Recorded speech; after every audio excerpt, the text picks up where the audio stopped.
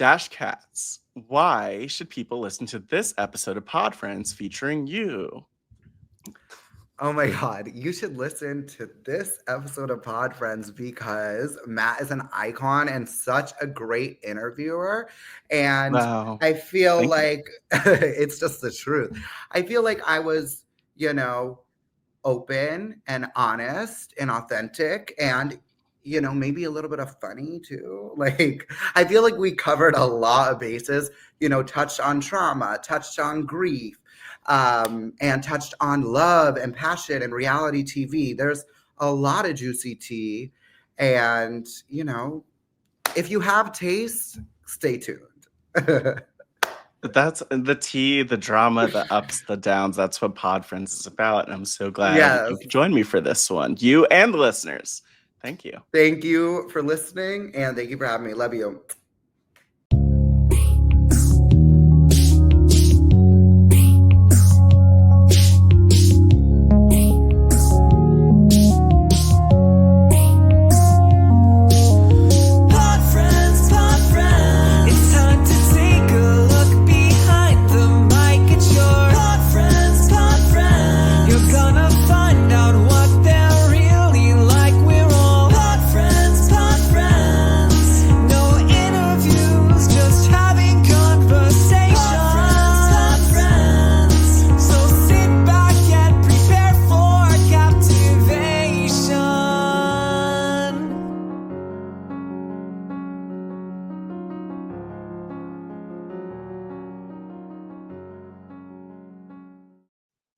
Hello, everyone, and welcome to Pod Friends. My name is Matt Scott. I'm your host and thrilled to be here for the season finale of Pod Friends. And I think what's so thrilling is that, yes, this is the last episode of this season. You could actually listen to what I'd called the part one of the season finale, last week's episode with Josh Wigler, which was a phenomenal one, featured some original songs, if you want to hear any of those, and just a really fun time, along with the fun time that I've had with every single person who's been on Pod Friends this season. And looking back, we started out the season with Kellen Bechtold, not only of Survivor Ghost Island fame, but also, of course, of the Road to Reality podcast. We had Sam Moore from behind the scenes at RHAP. We had Puya here of the Puya and Liana Lounge and so many other things. And we talked so much about that. Carolyn Weegar, who we recently just saw on The Traitors Season 3, iconic. Sharon Tharp, entertainment journalist. James Jones of Survivor fame, catch him at a bunch of Bryce and Wen present events. And last week, Josh Wigler. But this week we have, well, a lot going on. There are voicemails, and this episode will feature so many of you, in addition to featuring a guest who I sat down and interviewed, the one and only Dash Katz, who you might remember from Squid Game The Challenge, and Dash, who I see so much of myself in. Dash is someone who's a host, who does interviews. Dash is actually from the town over from me in New Jersey, and we talk about that.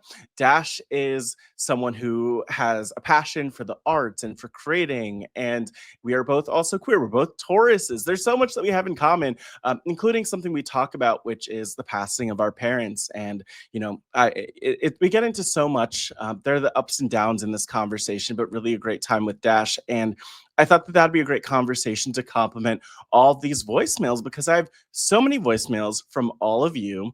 And what I'm going to do is sprinkle them in and intersperse them throughout the episode. So in this episode, we'll have 4 voice messages followed by the start of the interview with Dash Katz. Then at about the 38-minute mark, we'll have 3 more voicemails, back to the interview with Dash, and then a final segment with voicemails around the 1 hour, 7-minute mark. And I'll have all the exact time codes for those voicemails in the YouTube version of this podcast, which you should definitely check out. But before getting into the conversation I have with Dash, I actually want to begin with a voice message from one of you. And so I have a message here from someone by the name of Rob, if that's even how you say that. Let's just play the message. Hey, Matt. My name is Rob. Big fan of the Pod Friends podcast. I just wanted to comment and say that I really love this season of Pod Friends. You've taken it to a new level. all of your guests were so incredible, and the way that you get your guests to open up to you, that you have an incredible gift for getting the most out of every single person that you have on the show. You truly understand what this whole community is about, and your podcast is such a shining, bright example of everything that's cool about the RHAP community. Great job on the season, Matt. Oh my gosh. That I believe was the only Rob Cesternino. And so, so special to have Rob leave that voicemail. Thank you so much, Rob. It's always high praise hearing from you. And I think back to wow, it's almost 5 years ago, joining RHAP as part of the class of 2020. And Rob, Rob definitely spoke about, me and Pod Friends and what we're building here as being something that's cool. But like Rob has laid so much of that foundation and given me that space. And I wouldn't have Pod Friends if not for Rob one day saying to me after some other podcast we recorded, like, hey, Matt, I want to see what you could do. I want to see you do more and lean into it. And here we are a number of years later. So I'm just so thankful for Rob, and I know that we all are, but so special to hear from you, Rob, as always, and to have you on Pod Friends. Can't wait to have you as a guest. But someone else who left a voicemail is James. So let's hear from James. Hello, Matt. This is James Hayden, a big fan of the podcast. I just wanted to say that without a doubt, this has been my favorite season of Pod Friends. And for so many reasons. Kellen's "Do It Scared" a message resonated with me. To James Jones talking about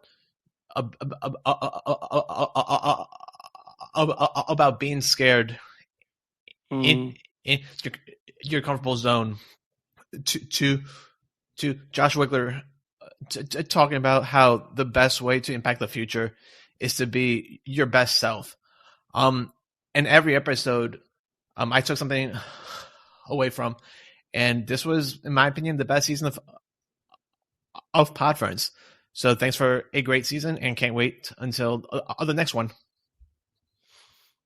Wow, thank you so much, James, and that means the world. And I just want to say, like, I'm so grateful, back to the comments I had on Rob's message, that I'm just really grateful for the chance to keep going and to keep getting more comfortable and hopefully better at interviewing and just invest in all of that. And so if you're hearing, or if you feel like this is the best season of Pod Friends yet, I really appreciate that, because I put in a lot of work into Pod Friends and a lot of love. And I think a lot of you and all of the words I hear from you really resonate with me. And James, I know you left a voicemail last year that I had, I believe, in the season finale. And so just so grateful to hear from you again and to have you on here. And a big shout out and lots of love to all of the past guests who've been on, because those conversations mean the world as well. And I'm just so thankful for what Pod Friends can be.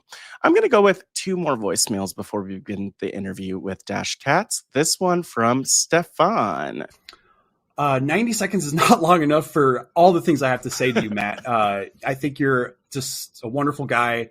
I'm a licensed therapist, so the work you're doing on Pod Friends, I feel very connected to because of the intimate setting and one-on-one, asking questions, getting to know people at a deep level.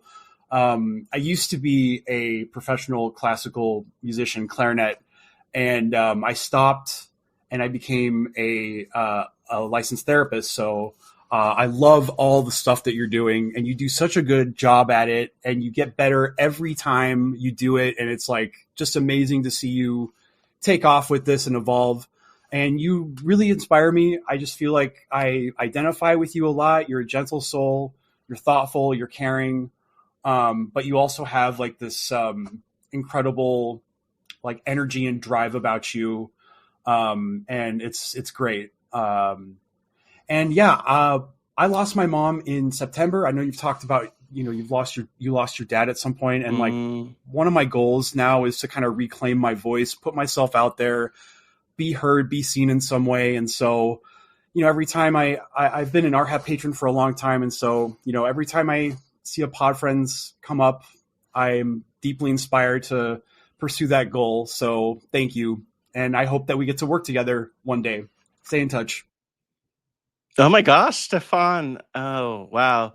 First of all, you made the most of that 90 seconds, and I did not know what to expect there, but my heart goes out to you, um, just losing your mom and everything that entails. And I really hope that this conversation with Dash Katz resonates with you, as someone who also lost their mom. And so, I know a lot of us bond over these things that are heavier, that sometimes we feel like we're down or bringing it up. And I'm glad that Pod Friends can be a place where we talk about those things. So much love to you. Looking forward to being in touch, and just so grateful for all of this. One more voicemail before I introduce Dash Katz from the iconic Tommy Guam. Matt Scott, how you doing, pal? It's your friend Tommy Guam here.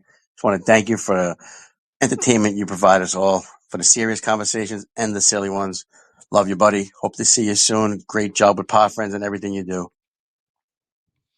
Wow, short, sweet, to the point. Tommy Guam, looking forward to seeing you at RHAP Live sometime soon, hopefully in Boston in April, where I hopefully meet and see all of you. But let's get into this conversation with Dash.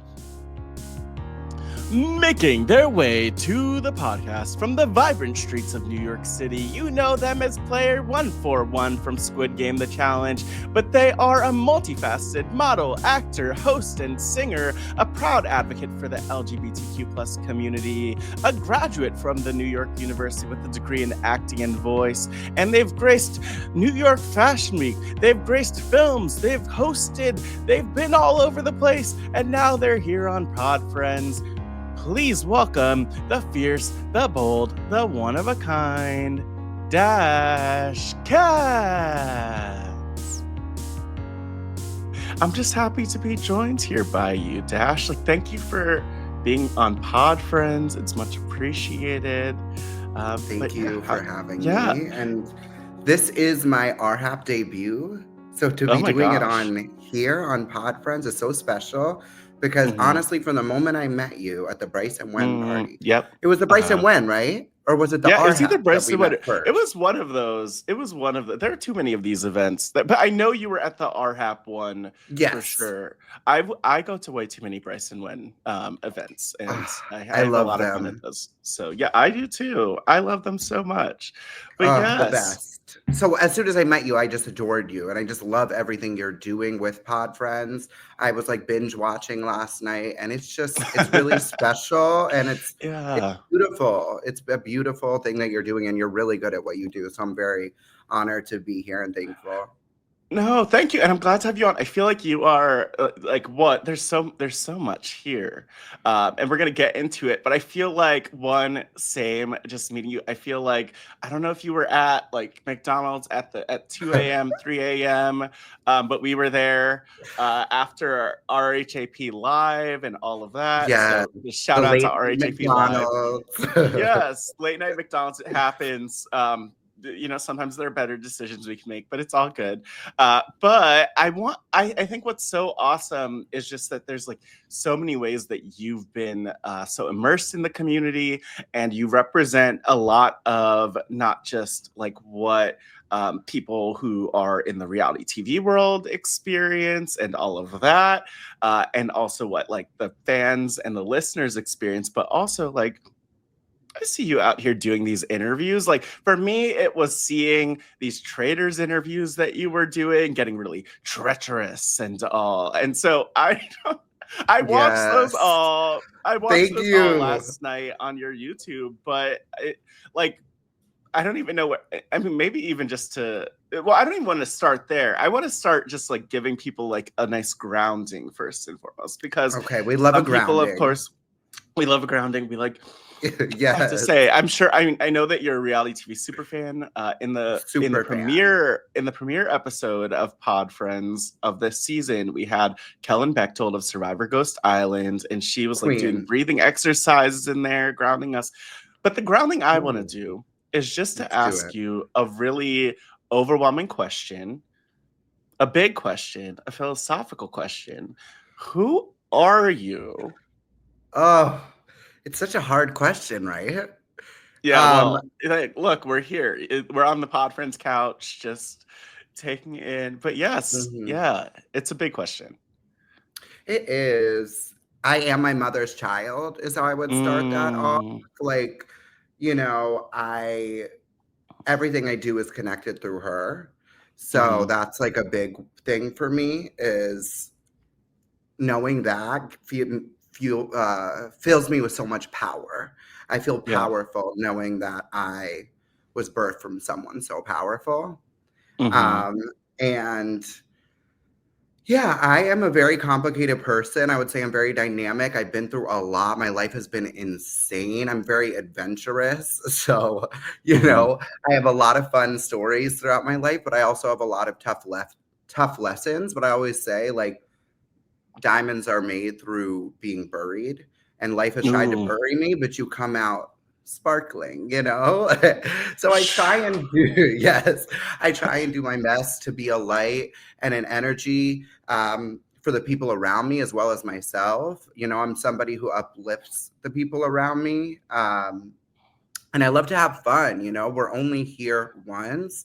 So I hmm like to make the most out of my life and really enjoy the moment and connect with people and meet all different kinds of people. That's like really important to me as a human. And yeah, I mean, who am I? I'm a badass bitch, Ty.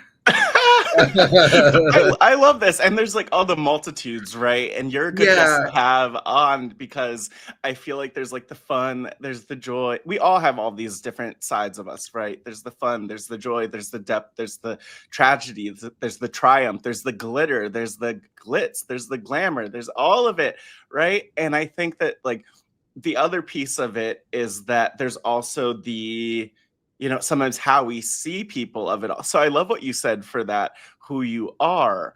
And I want to kind of also ask in the part B of the who you are, like, what would you say is like who you are known as? Like, give us the bio, the stats, like drop in the Squid Game of it all. By the way, you are wearing green right now. I don't know if that's like an intentional choice. okay, so once I wore the suit in the Squid Game, the challenge, right? hmm I was like, wait, I'm kind of eating the girls up in this green. Like, and I was noticing the other redheads were also eating the girls up. So I was like, wow, this is like my new color. So I've kind of just Yeah. adopted green since I used to like really only wear black because of my red hair. I was like, Mm, black looks yeah. so good with redhead. But now I'm like, wait, they tried to shame us and say that you look like a leprechaun if you wear green. But it's like, Mm, I'm serving like, hunty leprechaun. Like, yeah. okay. I'm sure we can't say the real version of that word. So, I you think know? that's one. Yeah. But no, this is like, but yes, like first of all, you have the green. By the way, just on the color front, I'm big on having like. I mean, look, I'm just saying for the people who've been watching the Pod Friends video versions this season, I've been wearing my yellows and my oranges. I've been on brand with Pod Friends. But also for me, like, it's so funny that you mentioned wearing black so much because I love black. It's just a nice, simple color. It is whatever it is. It's a very New York color, I'll also say, for the Yes. New Yorkers. Like, I feel like that's the uniform. And yet, like, I have like a, spiced up with like a yellow shoe, like with a yellow shirt, like orange plaid Rob Cesternino style shirt that I'm wearing right now. So we have a lot of, again, synergy right It now, is which is giving why Rob this works. Cesternino. I see the You know vision. what? Shout out to Rob. He is not here on the podcast right now, of course, but we're just giving like a bell right there. Yes. But yes, what would you say is like the just for the uninitiated who don't yet know you, like that bio surface level who you are, whether it's like Squid Game, all the things, drop it all in, drop your number. All right. Yes. Yeah. Okay. So I've been a lifelong reality TV super fan. Like Yes. literally since I was 6 years old, me and my mom watched season 1 of Survivor together, and it was always our thing was to Mm, watch Survivor together. And I always knew that like I was gonna end up on one day, right? It just like was a gut mm, feeling, and I knew I had what it takes. So then like I went to school and stuff for like acting and like performance, and I was doing that for a while. I still am in New York City. I went to college here. I've been here since. But I do hosting work, I do acting work, voiceover work, event work. I'm also an activist. So I have my hands in a bunch of different jars. But I mean, how the most eyeballs that have been on me was definitely when I was on Netflix, Squid Game, The Challenge, 141. I was giving maybe the comedic relief / messy bitch on that show, which, you know what? I'll take what I can get. There was 456 bitches. So, but I mean, I have a lot more depth than what you would see in an edited show that's cut down that has that many players. But yeah. And I'm huge in the reality TV community. Like, I'm hugely into it kind of thing. Like, super fan. So like getting to interview the traders, for example, is like literally out of body for me. Sitting there, like when I did it last year and I was sitting there with Sandra, she was my first interview. Like, when I got that email, I genuinely thought I was getting scammed. So, I was like, me? What? Like, and I knew I could eat it up. But I was like, how is this really coming to fruition? So, and I was at it for years to get on reality TV, and I got close a few times. I always thought I was going to be on Big Brother. That was like the one that I can win that show. But I see it. Right? Thank you.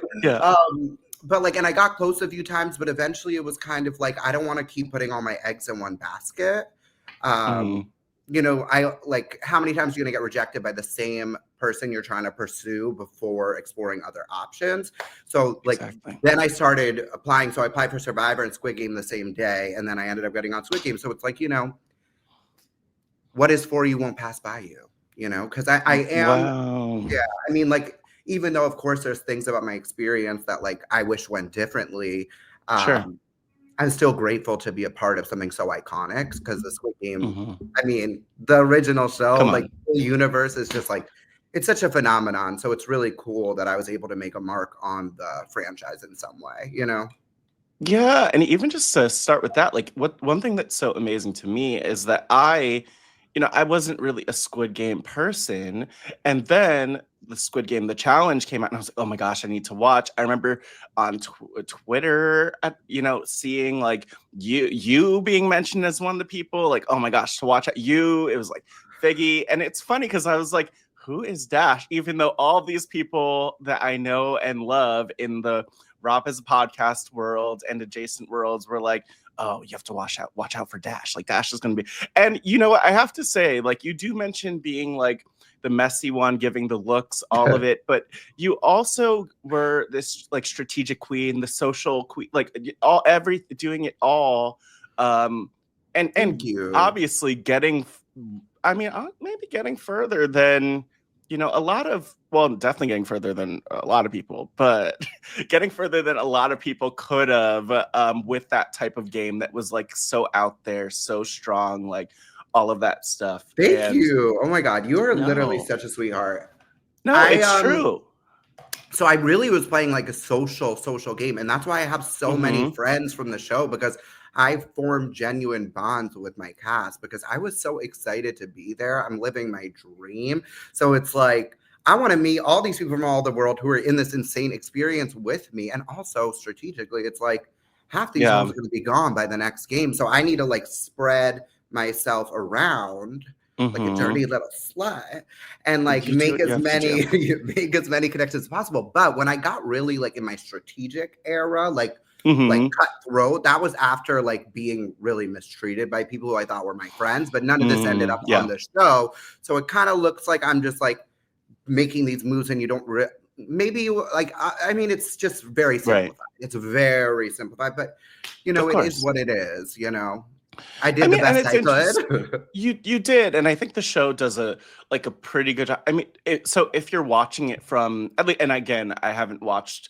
the show since it came out. Yeah. But if you're watching it from the perspective of like a fan, yes, maybe it's like, okay, there's that aggressive gameplay, but at the same time, I think for super fans, like you get it, like you get when you're seeing another person who's like playing the game, and you can't knock it. You really can't knock it. But I have like so many different questions for you that I want to get into. One of I'm them an that's open definitely book, related. so. One of them that's definitely related to this, and maybe the place that I will. Well, I'll just start this out. So, you have an amazing name.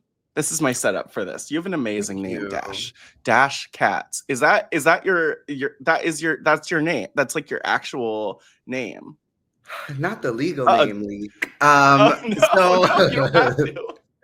no, it's okay. My legal name is Dash Katz, but we cut the O real early in life. I just always felt like Dash, and like literally, it's so crazy because like when I remember my name is Dash it doesn't even feel like me. Like I don't feel like Dash Like Dash is me. That's the name I identify with. Definitely not identifying with Dash. So I don't like to be called that at all. I know, but like some people love that name, but it's not for me. I gotta feel like it's true to me. But my parents are like, my dad was low-key a hippie. Yeah. And they were really in, like, I don't know. There's a murder mystery author named Dashiell Hammett. Oh, no. And so it was like a few things that led to it. And then my mom heard a mom yelling at her kid at a party. And she was like, Dashiell, get over here. And she was like, I want to yell that at my kid. So wow. Boom. I love that. Yeah. So all of those kind of led. But thank you for saying that because I love my name. I love that it's super unique. So I appreciate that. Yes, no, I love that too. And I feel like it flows, but also like for me, Dash Katz paves the way for just a fun bit of, something I'm just going to sprinkle in. We'll call it a bit of a segment. We'll call it an interlude. I don't know what to call it, but we're going to call this game, the Dash Katz game, where I just at different points ask you questions that sort of relate to or rhyme with your name. So I'm going to start with the first one because you mentioned with Squid Game, making friends, all of it. So the first thing I want to ask you, the first Dash Katz game moment is Dash Act. Oh my God, look at this. Go. I know. And by the way, when I was like, hey, I need a few more minutes, I had to do some quick Photoshop. Wait, you real quick. Oh my God. I mean, honestly, I feel like my best ideas come to me very last minute. It's a blessing and the curse. But yes, Dash Act. So you mentioned being in touch with like so many people from your cast, being friends with them. But I want to ask, maybe like with the Squid Game cast and otherwise, who would you say are some of like your favorite ats, your favorite mutuals, your favorite, there's so many terms, but who, you have, I don't want to expose you for like shouting out specific people, but you went from like this place of being a fan alone to like being someone who's now very much in the community. I'm just like giving you this space to shout out your favorite Dash ats. Oh my God, that is so sweet. So are you talking like reality TV people, or sure, or just like whoever, in general life? In general. Oh my God. So I mean, I have my friends from like growing up that like are my besties and will always be, iconic people. One of them is Rosanna Hughes, who I would shout out. That's the first person I ever came out to, and she works in politics. So definitely keep an eye out for her. She's absolutely incredible friend. I love her to death. I love all my like lifelong friends and my queer friends like in the city. They're all amazing. I'm very lucky for that. But as far as like some of my favorite moochies that y'all might know, definitely Katora from Survivor. She is... Ooh. We're super close, and like we're like trying to keep it on the DL just in case, but like in case you both somehow show up on like Survivor 50. But like I don't know what the theme is. It's not gonna work. Like it's not gonna work because we are like in love on a friendship level. Like she sleeps over my house. Like we are so bonded. We really relate to each other. We've both been through a lot of trauma and have come out on the other side. Like I feel like exuding light is what I like to think of myself. And I definitely feel that way about Katora. She truly is such a healing friendship, supportive, kind, genuine. There's not enough amazing things to say about that woman. She is just a star. So yeah, I mean, 5 of my reality friends are the ones who showed up for my mom's celebration of life. So I just want to shout out those people because that means the world to me because you showed up for me during the hardest time of my life. So those 5 would be from Survivor. It's Katora and Teenie. Obviously, Teenie, legendary. My monarch. I love Teenie. And Teenie and I were friends before either one of us got on reality TV. Right. And we met at Bryce and Wen's, which is like iconic. Of course. Full circle. Yeah. And then 3 Squid Gamers, which would be Leanne, Mama Leanne. Yes. I love her to death. Leanne. My Squid mama. Sam, who's like my bestie, my sister, gay icon, king of having 8 abs, like insane. But he's also like I counted 10, but yeah, there may be 10, but like him on his beauty on the outside is only like even bigger on the inside. Like he's just incredible. And Jada as well. Jada Sasha, absolute fashion diva, queen of turning looks. And I gotta add my girl Figgy because she lost her mother 1 year before I did, and she has been such a support to me, and like we're just able to relate in a way, which I know that you can relate to me too, which I feel like is another reason why we connect. That's it. Yeah, so with Figgy, she's been such a help, and like I'm forever so grateful for the advice she gave me while my mom was dying. She gave me such amazing advice, like to get her fingerprint, for example. So now I'm able to make jewelry from her fingerprints. Like I would have never known to do that if Figgy wasn't the amazing, thoughtful friend that she is. So she means a lot to me. And also Ashley and Felicia mean the world to me too. Those are my sisters, and they held it down for me in the game, and they continue to hold it down for me in real life. So that would be some of the people, but there's so many. Brandon Donlin, Kelly, like I love the reality community. Bryce, oh my God, I'm the biggest Bryce fan. Obsessed with Bryce. Jessica Milagros, that's my queen. I love her. Love. There's so many. I know. I'm gonna cut you off. I know there's so many people I know. You gotta cut me off. I'm cutting you off so that if anyone's pissed that you didn't mention them, it's because of me. But you know, I love this, and it's so cool just to even get that window into more of you and your story. And yes, like one of the big things we connect on is just like the loss of a parent, which again, another reason why I definitely want to have you on here, because like for me, March 8th, 2017 was when my dad passed. I feel like when I get to like the season finale of Pod Friends, which I've done the last 3 years, I think, maybe this is the 4th year. I can't even keep track anymore. But like doing it at this time of year too, it's just like around that grief anniversary. And I'm feeling relatively good this time, but there's always the weight of grief there and loss and everything else. And so I'm just like, so appreciative of you even sharing that part of yourself with people. I know for me, it was like, I remember when my dad passed, which was like due to a rare form of leukemia, and it was very short, his battle with it. Yeah, no, thank you for that.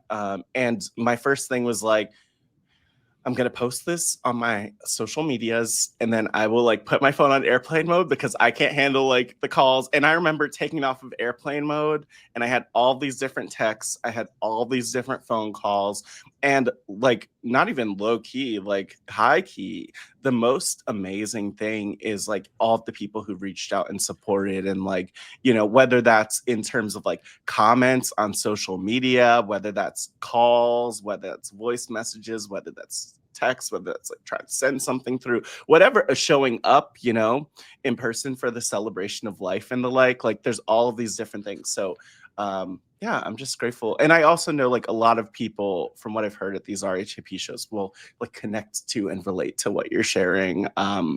Unfortunately, that's like loss is a huge part of what we face, right? So thank you for sharing that. And I remember when you reached out and told me that like you're part of the club that nobody wants to be in, like, and just like sharing your story, like that made me feel less alone when you said that. And I will forever love you for that, because like each and every person that was able to show up for me and honestly, like, as you know, like, I mean, I just lost my mom in November, so it's still very much fresh and heavy, and I mean, I really hope it gets easier with time, because right now it's really brutal, and I'm doing the best I can because I know I hear my mom in my head, and she's like, "Get up, Dash, go for your dreams. You got this." Like, you know. But some days it's really, really hard to just not want to hibernate and hope to dream of just being with my mom, like literally. So it's so tough, and my love goes out to anyone who's lost a parent or has a parent battling cancer. Like, that is just a trauma that I would never wish on my worst enemy. No, and I think like just like with everything you said too, I think you'd be amazed, and like the number of conversations like at these different live shows, in the DMs, whatever it might be, where people really, because we go through it, and like one of my best tips for people is like join a grief group, whether that's in person, virtual, whatever it is, or just like find a community of people you could talk with about it, because that for me was like everything, even as I was still in like that initial phase of like just like just like accepting that reality and everything else. But I think like one of the things that also jumps out to me from everything you shared, even just like starting out this conversation, is like how much joy and how many of the beautiful parts of like your mom have like helped influence you. You are your mother's child, you've said, right? And so I don't know, I think that's beautiful. And I think like part of what I want to ask about today is even more just about your fandom, which I know is so tied with that. But I feel like it's a good I don't know, way of like honoring the fact that like these things like Survivor and these reality shows that some people like look at and scoff at and think are dumb are like actually these really amazing moments of connection. Like that's what this podcast is. Like we're here because of the fact that we're connected over these, like, some might say dumb, I think they're iconic shows that we love. So there's that. I completely agree. And it's like me and my mom used to do YouTube videos together talking about Survivor. Okay. Yeah, I didn't like know this. This is long before Squid Game or anything. Like I was making videos of my mom, and like literally, oh my God, my mom is just so lovable. Like even my haters loved her. Like they'd be like, "You should off yourself, but your mom's iconic." Like I would be like, "Damn." Oh yeah, I mean, she's just a legend. She's so lovable and hilarious and just real. She's just the realest it gets. So yeah, I'm so you are too, though. Grateful. Thank you. I am my mother's child, I'm telling you. That's amazing, why I though. am the way I am. Like I was raised by a badass, strong woman. Thank you so much, everyone, for tuning in to this episode of Pod Friends, and just so incredible hearing from Dash. And Dash mentioned just badass, strong women and what that means. And so, of course, I'm back with a few more voicemails before we get to the conversation with Dash. And these voicemails mean the world to me. It's my first time listening to them. It feels a little self-indulgent to listen to these, and yet I'm so glad that you all can be part of Pod Friends, and just know that all this really means the world to me. It's great to hear from all of you, and not just be the one who's talking all the time. And so to first and foremost hear from a strong, badass woman, please welcome Laura Jones.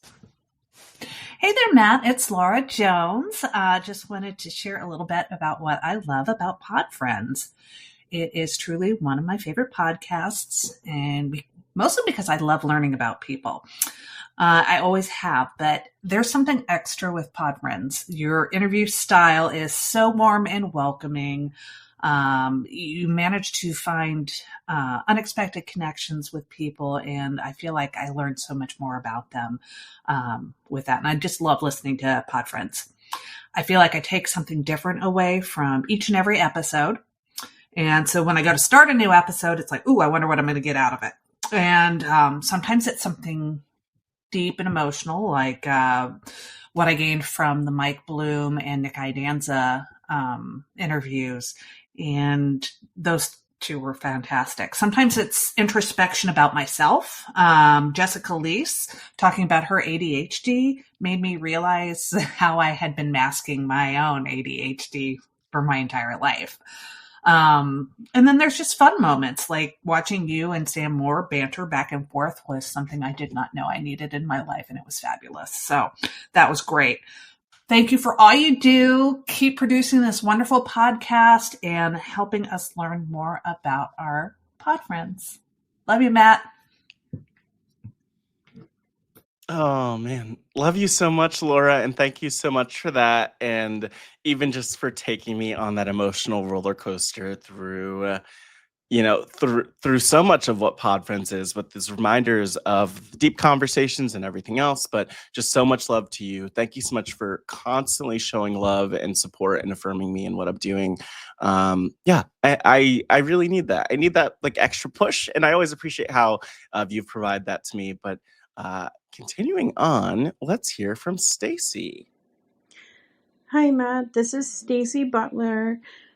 I'm the one that recently posted a Matt appreciation post on RHAP Facebook because I really do appreciate so much what you do for the community. I love hearing so much from the podcasters and learning about them, how they came to RHAP, and also from all of the other extended parts of the community, like the survivors and Sharon and everyone. I can't say more about what I think of you and what you've brought to us. I've already said all of that, but I hope you realize how much I appreciate you. I guess probably my favorite podcast when it came to humor and just really touching me was with Mike Bloom, because he really opened up and shared so much. So for someone who is very good at sounding extremely intelligent and off the wall, hilarious, it was really nice to hear his story and for him to share that with our whole community. What does RHAP mean to me? Really right now, living as an expatriate in Europe and being so far away from the US, RHAP has kind of brought me in to make me feel at home and listen to thoughts on all my favorite shows, and also. Oh my gosh, thank you so much, Stacie. And I just forgot until the end that you mentioned to me that you thought it cut off, but I just want to send so much love for you for like creating space for me to receive appreciation. And it's like a really tough time in our world, and it's a kind of scary time in a lot of ways on a lot of different levels, whether it's as someone who lives in DC, whether it's as a Black person, as a queer person, as just like a person who's friends to so many people who are facing a lot. And even just that appreciation from you is so meaningful to me, because I think a lot of us could relate to this idea of like, does it even matter? Like, what are we doing? Like, why am I putting my energy into this thing or that thing? And for Pod Friends, I do it to connect with people, and I really love that. But the extra push I get, especially in the off season when I'm not recording Pod Friends, is from all of you and hearing from you. And just, I'm glad that these conversations can keep you company, because I feel like you're keeping me company all the time, like as one of the people I hear from all the time about Pod Friends. So I'm just so thankful for you, Stacie. And one more message that I want to share is from Joy. Hi, Matt. This is Joy. I had emailed you a couple of years ago, and you made a beautiful YouTube video for me to thank me. I emailed you about how much your podcast has helped me get through cancer, and that is still the case. I'm stage 4, so I'm a lifetimer until there's a cure. And you just bring a levity to my life that is much needed. And I just want you to know I adore you. I'm in the Midwest, a little bit outside of Chicago. I hope you can feel my love from here. And I can't wait to listen to everything else you have coming up. I adore you. Bye. Joy, I adore you, and like big hugs. And it's just heavy. Like there's so much that people go through, and we don't even know all the time. We don't even like stop to appreciate it. Oftentimes, like there's stuff that we're going through that's difficult to share. And so I'm really grateful for you sharing that piece of yourself, Joy, and thankful to be able to comfort you in this way. And I also hope that as we transition back to this conversation with Dash, especially like on the topic of cancer, and other things that, like, you know, there's so much that we lean into when it comes to life, and you know, and the vibrancy of it, and the connections that we're able to make, and the beauty of it. And you know, you know this as well as anyone else, just the weight of all of that also. And so my heart is with you. You know that you could reach out anytime, and I'm here for you. And there's so much more I could say, but I'm just so thankful for you, and hope that this conversation, Dash's realness, the things that I share as well, are even more of a comfort in this time. And so now let's get back to my conversation with Dash Katz. And this is so another thing that we have in common that I want to go to, that I did not realize until a few days ago. You are from the iconic town of Montclair, New Jersey. I am from the iconic town over of West Orange, New Jersey. Wait. So wow. Yeah, I know. I went to Seton Hall Prep. Like, I'm like, Oh, I I'm was like, gagged. I know some of those boys. Uh-oh. We We'll probably have know. to- We might know some people. We might know some people. I'm gagged. Okay. Yeah, We'll have to talk but about this. we will. But I want to Yeah. ask you, like, what was that like growing up? And I've had like a few Jersey people on this podcast, like in this season of the show, the last several episodes. But I want to ask you, what was that like growing up in Jersey, in Montclair? I feel like it's an existence. It's a certain type of existence. But I want to hear from you about that, and whatever that was like for you. Oh my God. Shout out to Montclair. Like a legendary, iconic hometown. I'm sorry. It's like I am so blessed and lucky to have grown up there. It's such a diverse place, which is incredible. Like, there's all different kinds of people there. I mean, I will say, like, growing up, like, was there like queer representation around me? No, not really. There was like maybe like 2 or 3 out people, but like it was very minimal. But as far as like different types of people and racially, very diverse, which amazing. And also like that we big on sports, big on theater. I was definitely on the theater side. So I did a lot of musical theater growing up, which was like so fun. So I like had my like party friends, but then I had my theater girlies, you know? And the theater girlies get down. But you're a theater girly, right? Something I did music. In middle school, I was like musical theater, all of it. And honestly, so it's funny because I went to like a and I've talked about this before on the podcast. Like, I'm not Catholic, but my parents had me in Catholic school, which was like its own experience and things to work out on so many levels, but probably not as traumatic as it could have been. But my point is, I was in middle school in my little Catholic school. I was in the musicals that we did. So it was like You're a Good Man, Charlie Brown. It was something like How to Eat Like a Child is one of them. And then my 8th grade year, which was I have to say, like, I can't even call myself a musical person because that was like my last production. It's so sad. But I was Jesus in Godspell Jr. And I was like the one Black kid in this play. I'm the one non-Catholic. And I mean, I feel like you inspire me to just like embrace, you know, I think I ate it up. You know, it was about 20 years ago. I was like 12, 13, but you know, I see you thriving in theater. Like, you have what it takes. You got the mug, you got the personality, you got the presence. I see it for you. I see it. And come on, Jesus. Hello. Okay. Yeah, no, that was a time. That was a time. But I wanted to actually interrupt you because in the Dash Katz game of it all. This is so freaking random, but I made these graphics, so they're coming up. This one is called Dash Katz. You know, your name is Katz, but this one is Dash Katz, Cats. And I want to know, obviously there's Cats the musical. Like, tell me more about your musical theater history? What were some of the different plays, and how did you kind of get into that? Because it's interesting to me. Another thing about the Montclair of it all and the North Jersey, Essex County of it all is that you're so close to New York, and I know that like New York and theater and everything else became, has become more of a part of your life. And so I just want to give you a space to talk about that. And if you're not watching on YouTube and seeing these cute cats, what are you doing? I'm screaming. Okay, so first of all, I'm living for the cat pic. And Thank you. So funny because I did drag from like 2015 to 2018. And my drag name was none other than Kitty Katz. Meow. Wait, Kitty Katz. Damn. Yeah. Here we go. We love that. Yes. And, one of my taglines, this pussy's on fire. Get it? Naturally.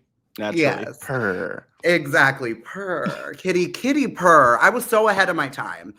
Wait, I have to interrupt you to say that Yeah, I wrote down, and I think it's the Dash Katz of it all, that I actually meant to call this Dash Katz name Dash Purlatives, but I forgot that part, so we didn't make a graphic for purr. that. We're making Blue so proud right now. I love it. Kitty purr.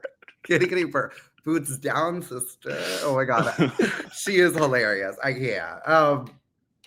Okay, so theater, literally did it all through childhood. I was Peter Pan in Peter Pan, which was like iconic. Because again, the green. We're branding. There's I think you need to really like invest in green Little Shop of Horrors, because Seymour, green plant. But then I also was Danny Zuko in Grease. Yeah, she can butch it up too. Okay. Yeah. And then I ended up being the lead in an off-Broadway musical, which was like kind of crazy. And that was like when I was only like 13 or something. Okay. Yeah. And so that was like really fierce. So I like started acting professionally from like a really young age, Yeah. and eventually like I kind of like got more into like I did it in high school, and then college I was like getting lit, like figuring myself out. And then I kind of came back to it after college. That's when I started pursuing like YouTube and modeling and getting back into acting, got myself an agent. Yeah. So like it's kind of interesting, the journey. So I've done like commercials, a movie, a short film, audiobooks. I love doing that. I did Jamie Lee Curtis's book, which was insane. And that's how she knows me, and that's why she posted me on her Instagram when Squid Game came out. Because everyone was like, "What?" Like the fact that Jamie Lee Curtis gridded me is crazy. Like that's so random. It's so random, but I'm obsessed with her, and like it's so iconic that she did that. And I'm obviously very grateful and thankful. But like that's so motherly and iconic that I'm on Jamie Lee Curtis's grid, literally like. Like in my little cast photo, I can't. Yeah. So that's like pretty iconic. And I did all lesbian cast. I was the only non-lesbian. It had Jane Lynch in it. That was one of my other favorite audiobooks I've done. So she's a working girl. She's a hustler. We'll see what happens next. Yeah, I know. I'm curious like about that performance side view because obviously, I mean, maybe just like get into, there's so many different elements of it. There's the acting and stage and everything like that. There's also just everything else you've been doing as a personality. You referenced this earlier, but I'm going to call this one Dash Chats. Shout out to Dash. Here's a picture of you with Carolyn Weeger, guest on Pod Friends this season. Check it out. Watch your episode with her. It was amazing. I love her so much, and I'm obsessed with her. I mean, yes, I don't know. Maybe we're in spoiler territory. I think we're able to talk about things happen. But yeah, shout out to her. We love her on Traders. We love her so much. Such a star. Such a star. But I mean, you clearly channel so much of that, like artistry, so much of that creativity, just that ability to be on your feet into the interviews that you've done. And thank you. I also know just like that side of, well, that's also another thing that connects us is like doing interviews and wanting to do that type of thing. Can you just tell me more about that side of you with interviews, chatting it up with people and the like on the cue Oh my cards. You mentioned God. Sandra too, which, by the way, you mentioned Sandra earlier. I have to say, I remember meeting her a few years ago through a Bryson Wen event, I believe. And I was so intimidated because there was such a long line. And I remember I was messaging with Shannon Gus, who I know loves Sandra. And I was like, Shannon, I'm going to meet Sandra. And Shannon was like, tell Sandra, I can't even do an Australian accent right now. But I'm not going to do that to Shannon, but I really wanted to. We'll save that for another day. But she's like, tell Sandra I say hi. And then I went up to Sandra and I'm like, Shannon Gus. Oh no, she's like, tell Sandra I love her. Too many S names here. Anyway, I go up to Sandra and I'm like, Shannon Gus from RHAP says she loves you. And Sandra looks at me and she's like, tell her I love her too.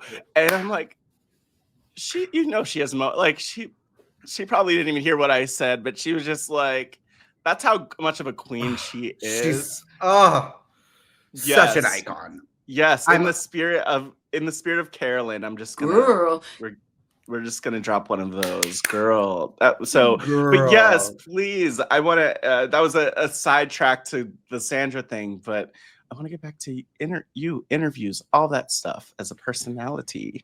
Thank you. So like my hosting gig arena, like I have a hosting background. I have studied it, and I did my YouTube channel, which I started in 2017. And I was doing YouTube for a while, just like recapping and like doing stuff like that. And then I did a few interviews there. I did Natalie Negrati, who was when she was on. It was right after she filmed Final Reckoning. Oh wow! Okay. So she was basically knew she was about to get outed on TV. Oh wow! And so it's like a really good time for us to connect because I was outed in my past. That's one of my traumas. I need to write a book at this point. Shit. I agree. Thank you.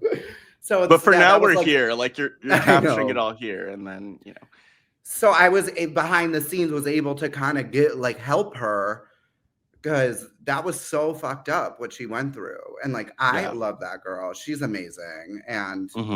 Look at her, out and proud and living her best life. So go Nat. And then I also did one with Victoria from X on the Beach. Do you remember her? Okay. No, I don't. I'm not an X on the Beach person. Oh, okay. We just Vic, she's funny. She was like besties with Angela for a while. Oh my gosh. You know Angela Babbage. Yeah. No, wait. I've definitely seen Victoria here. I just Googled her. So it's been a minute. And then I did I did one thing with People, which was awesome. And then since I just want to, I love to create. Like I feel like a good ability. People feel safe and comfortable with me because I'm not a judgmental person and I'm a very open person.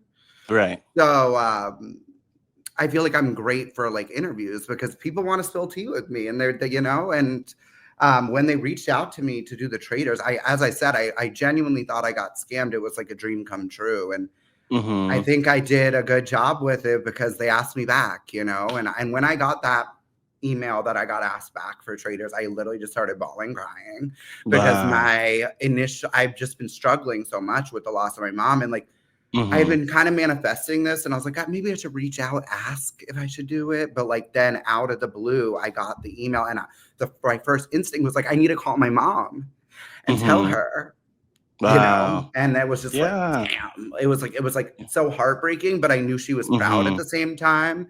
Exactly. So it was a very emotional moment. And Katora was actually here at my apartment when I got the email. Oh my gosh. So she saw this whole she's like, I'm so happy I was here for this. So yeah. We're getting into a lot of juicy tea right now. Damn. No, that's so special and beautiful. And it's so interesting again in terms of things that I didn't realize we have in common. I in 2017 really started interviewing people. And again, it was after the loss of my dad, I was I think something about that really pushed me to start interviewing people and just giving people space to share their stories. And also you could relate to just connecting with people even more is so special and important to me. Even still, a huge reason why we're even here right now. I mean, maybe the whole reason we're here right now, right? And so it's like, oh my gosh, that's so special. And there are those, I always think of like the bitter. I won't even call it bittersweet's the word that comes to mind. Like where there's like the horrible things and then these amazing things, and it's like, how do we square them, and like how do we make sense of all of it? But like, it's just so special that you've had that opportunity to do all these traders interviews. Again, I just watched them all. Girl, they're unhinged. They're unhinged. What is like I know. Please, I'm curious about like your process as an interviewer to interviewer, what that was like, because you obviously have a structure. You had the banish murder shield, banish murder shield of it all, and then you had. By the way, I mean, I love everyone who is there. Obviously, I love Carolyn so much.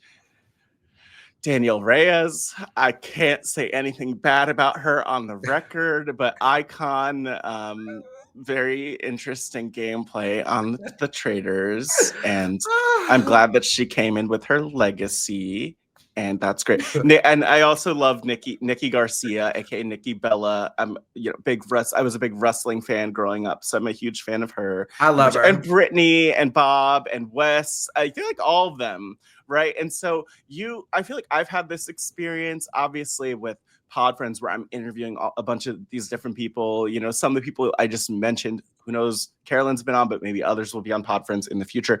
But I am so curious, like, again, what was your process like for that, first and foremost, your creative process? Oh my God. Like, well, first of all, what an honor. Like, I'm so honored to be asked and to be seen in that way. Because it's something I'm truly passionate about. I'm truly so passionate about competition reality TV. Like I am so passionate. I love it. And, it's like I've been going to these events for a long time before I got on Squid Game, And I've been sharing my opinions on reality TV a long time before Squid Game. That's why sometimes people be like, oh, you're trying to be relevant.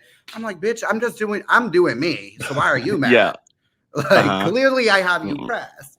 But, and I also remind me, I want to give you your flowers. I want to answer your question, and I also want to give you some flowers. So I'll answer your question first. Is that okay? But don't let me forget, because those flowers, they're ready to be delivered. Yeah, we'll write down flowers. Got it. Okay, perfect.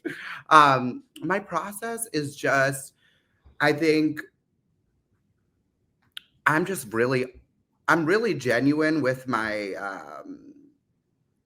interviewees, like Danielle, I told her right off the bat, you are the RHAP queen of reality TV, because she is. Like, I've been a fan of her since I was a little kid, and so it's just like, to be sitting with her is so full circle.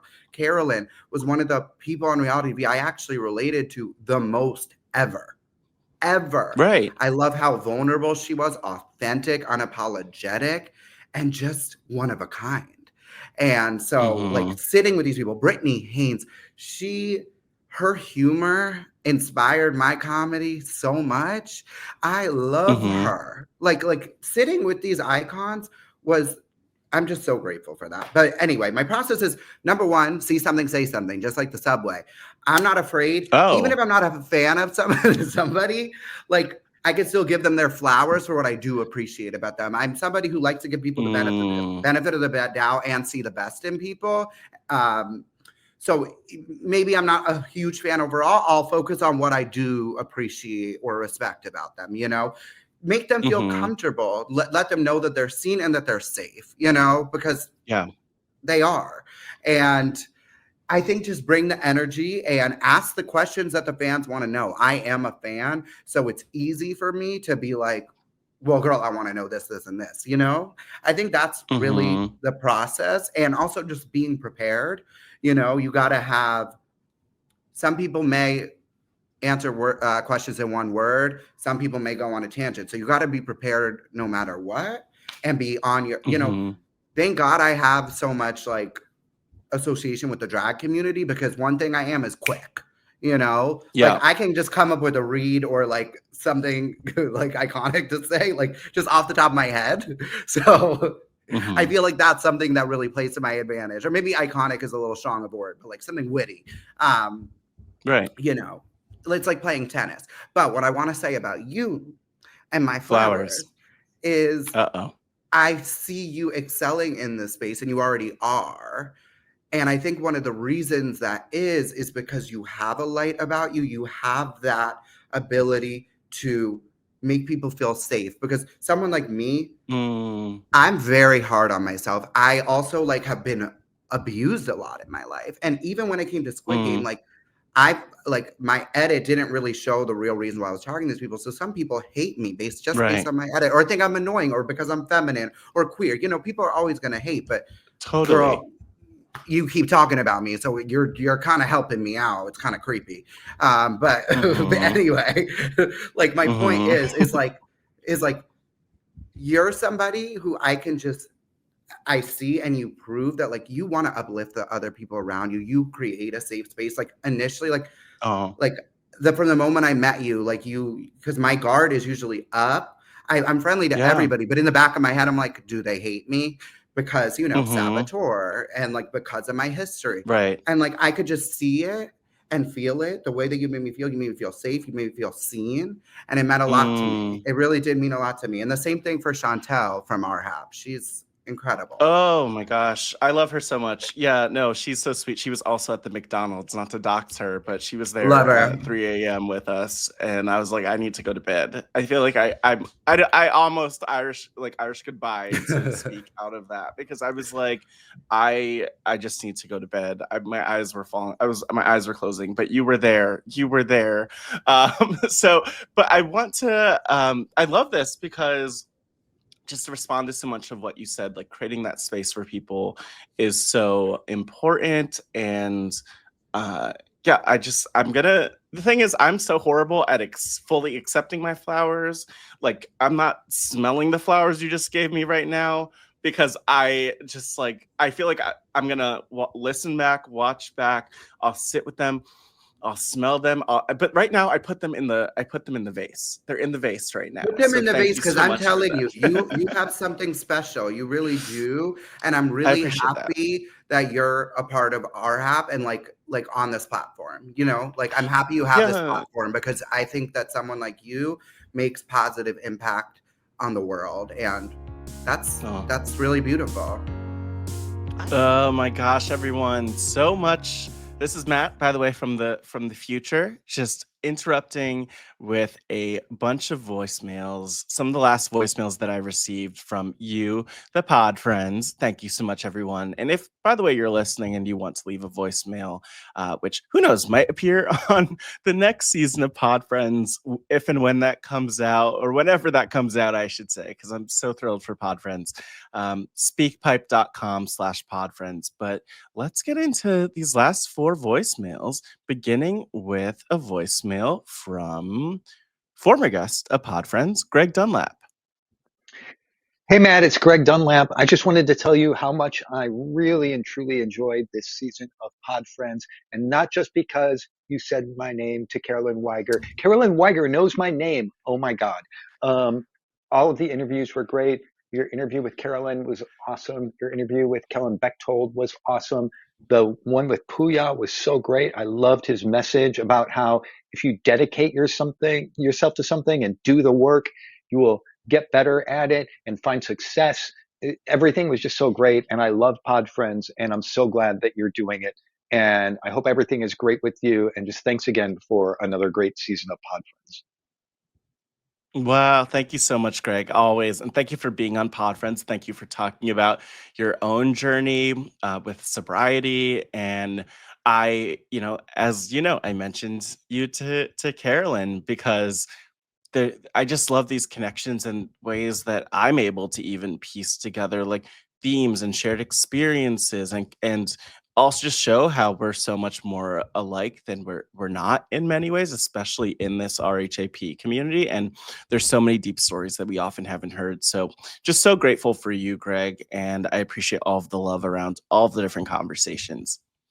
But next up, let's hear from Nathan. Hey, Pod Friends. This is Nathan from San Diego, and I'm just calling to say thank you and how much I love Pod Friends. I know there's probably other people that have already stamped their claim on biggest stan, but I don't know if anybody loves Pod Friends as much as me. The thing about Pod Friends that really gets me is this ability for us as the listener to feel like we are a part of other people's lives, people in our community that we might see at a live event or we might interact with on the Discord or some other way that we would otherwise never have had that better understanding of where they were coming from. And I love that ability to connect, and that Matt and Pod Friends have made this easier for all of us to feel connected is just the best thing ever. It's something that I strive to do in my own life. I've started my own watch party in San Diego to connect with more people, and I always am looking for ways to do that. So I'm just so grateful that Matt has created this space that is safe for his guests to feel like they want to keep sharing more and more, and for us to benefit from that and feel connected to them. So thank you for everything. Looking forward to more Pod Friends in the future. Thank you so much, Nathan. And shout out to you and your watch party in San Diego. I remember meeting you at RHAP in New York City and connecting then and hearing about the watch party and just like you living in San Diego. So it's so cool to see the ways that not only you're contributing to the broader RHAP community, but the ways that you're also building your own little local RHAP community in San Diego. So massive shout out to you. I'm glad. Thank you for being. You said that you're the number one fan. I'll take it. I'll let others fight that battle, but I really appreciate you, and I'm just so grateful for all of the love that you've been showing me all season, including through this voicemail. But next up, let's hear from Hartley. Matt, Hartley here. Huge fan of Pod Friends, and I'm so excited to have the opportunity to reach out and say hi. I'm a professor in Canada where I teach a course on Survivor called Surviving Survivor, Insights from Reality TV for Real Life. And your podcast, Pod Friends, has played such an integral role in the course because the students listen to Pod Friends, and a few of the presentations have brought in clips from Pod Friends. The standout episode that I can think of this past semester was a bunch of students brought in the podcast that you did with Franny Marin from 44, and her sharing about her discussing her sexuality with the producers privately, and then talking about what actually made the edit. Was a really fascinating conversation that we had in the class around narratives, around representation of sex, gender, Survivor, and the LGBTQ plus community. So that was one standout episode that played such a fun role in our course. In terms of who I want to shout out, there's lots of people in the RHAP community that just contribute so much, but a couple of standouts are obviously you, Mike Bloom, who is such an enthusiastic and loving force within the community, and Sam Moore, someone who works tirelessly behind the scenes. In terms of what RHAP means to me, the big thing is about community. Survivor for me has been about community. It's about friends that I've watched it with through undergrad and high school. I watch it with my wife, and now I watch it with my daughter. I would love to chat more on Pod Friends, so if you're interested, reach out. Love to hear from you. Thanks for all you do, and hopefully I'll hear from you soon. Thanks so much. Oh my gosh, Hartley, that's stunning. Oh my gosh, to hear from you about your course. Obviously, I'm familiar with your course. I feel like it's the coolest thing just to see what you're doing and how you're bringing Survivor into the classroom and creating learning opportunities around it. I had no idea that Pod Friends had become course material for period, but also for your course specifically. That's kind of mind-blowing to think about, and it's so cool. Please reach out.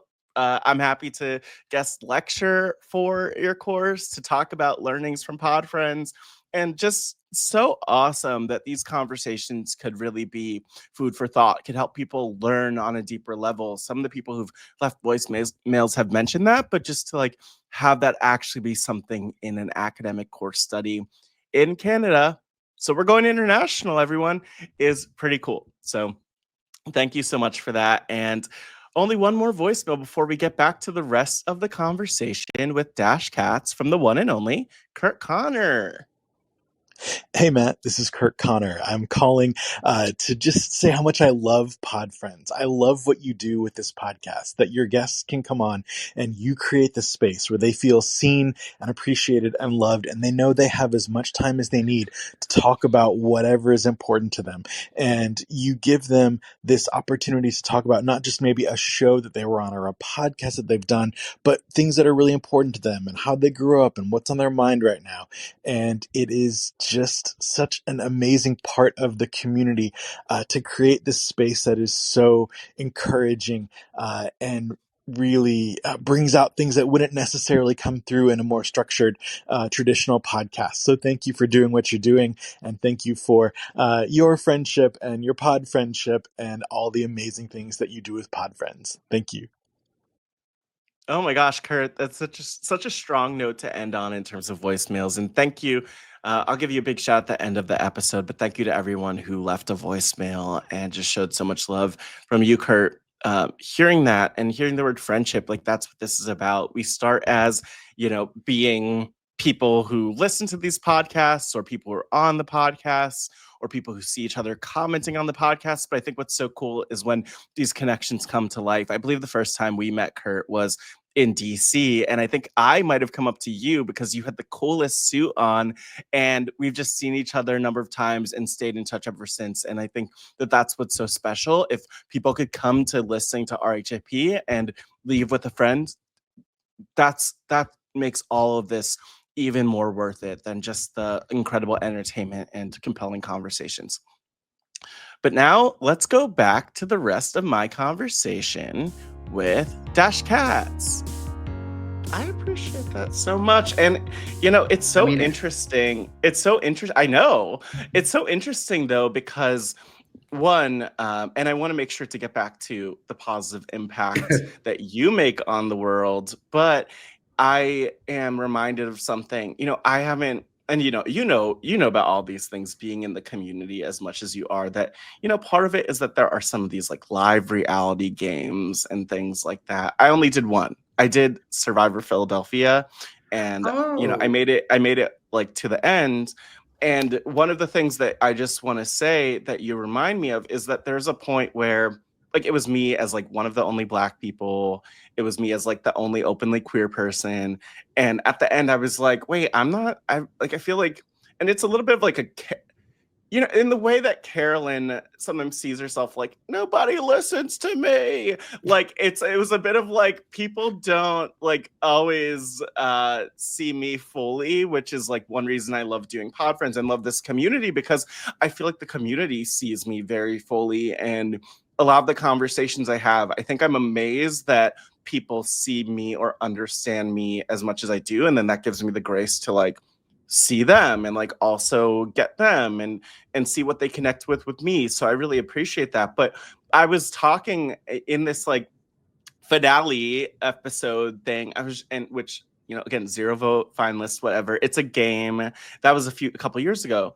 But the thing that was interesting is I was talking about how so often, like as a young Black queer person, I just don't receive credit, and I still see that all the time in my life. But one of the things I love about you, and this goes back to something I was just binging last night, which was you recorded your Squid Game reflections before it aired and put it out after, which is a pro move. And you talk about this idea of like, and you articulated it so beautifully, because sometimes I'll say like, oh, like as like a queer person, we're underestimated. As a Black person, we're underestimated. But like, I think you really broke down a little bit of like why, like just where that comes from. Like people often overlook like more feminine traits, or they overlook like certain characteristics in deference to like the more meaty, bearded, shout out to Sam, but bearded, like, those masculine, all of that. And so I really love that you spoke on that. And I just in general love that queer representation is something that you really like help prioritize and bring to the forefront. And before I forget, because we haven't talked about it, I just love that within the Squid Game context, you plan to donate $1 million to? Was it to LGBTQ plus homeless youth, or what? Yes. Yeah, I'm curious about that, and also just like where that, I'll say where that passion came from, if or just whatever you want to say on that. Oh my God, you have gotten me emotional like multiple times. We're going so many places. Like I know. this is a very efficient conversation. Oh my God, it just like brings up so many feelings. Thank you for saying that. Yeah, and I don't. Yeah, I mean, like I feel like my journey in the game and stuff, like I could have been presented as such a positive queer role model, because the truth of what happened was like I was mistreated and stood up for myself. And like, listen, if I was playing villainous as shit and I was not rolling the dice for myself, because I never would have. And then you want to say I'm a villain, that's fine, but that's just her feeling misunderstood, especially when you know why I'm there, you know why I'm doing what I'm doing. But anyway, whatever. It's reality TV. I get it. I signed up for it. Anyway, still grateful. Yeah. Moving on from that. You know, there was homophobia in the game, which is going to happen when you put 456 bitches in a game, because there's a lot of biases and there's a lot of unconscious biases, right? So that's part of why I was like so, I guess, triggered in the game, was like, I'm here fighting for my community and we got bigots running around. Like, of course, you know? So it made me very uncomfortable. And yeah, I mean, my plan was to donate $1 million to trans and queer homeless youth, because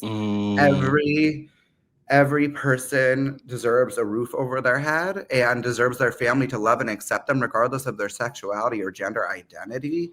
If you cannot accept a queer or trans child, do not have children. Because every child deserves love and support.